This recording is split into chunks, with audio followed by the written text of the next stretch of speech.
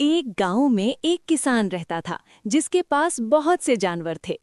ان جانوروں میں ایک بکری بھی تھی جس کا نام چاندی تھا۔ چاندی دیکھنے میں بہت پیاری تھی، لیکن اس کی ایک بہت بری عادت تھی۔ وہ بہت کام چور تھی۔ جب بھی چرنے کا وقت آتا وہ بہانے بنانے لگتی۔ کبھی کہتی آج طبیعت ٹھیک نہیں، کبھی کہتی ٹانگ میں درد ہے، اور کبھی کسی درخت کے نیچے بیٹھ کر سو جاتی۔ کسان روز صبح سب جانوروں کو میدان میں چھوڑ دیتا تاکہ وہ گھاس چر سکیں۔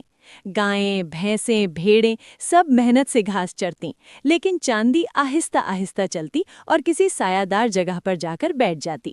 وہ سوچتی کہ بغیر محنت کے بھی پیٹ بھر جائے گا۔ باقی جانور محنت کرتے اور وہ آرام کرتی۔ ایک دن گاؤں میں سخت سردی پڑی، گھاس کم ہو گئی اور کسان کے پاس بھی چارہ کم رہ گیا۔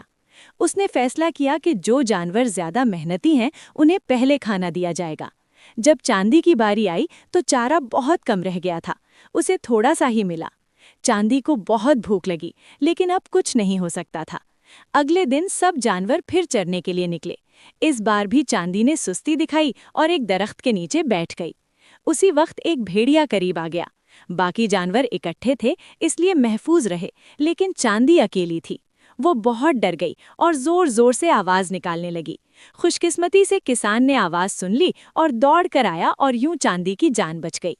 اس واقعے کے بعد چاندی کو اپنی غلطی کا احساس ہوا۔ اس نے سوچا کہ سستی اور کام چوری کی وجہ سے وہ ہمیشہ مشکل میں پڑ جاتی ہے۔ اگلے دن سے اس نے محنت کرنا شروع کر دی۔ وہ وقت پر چرنے جاتی، باقی جانوروں کے ساتھ رہتی اور دل لگا کر گھاس کھاتی۔ چند دنوں میں چاندی مضبوط اور صحت مند ہو گئی۔ کسان بھی خوش تھا کیونکہ اب بکری زیادہ دودھ دینے لگی تھی۔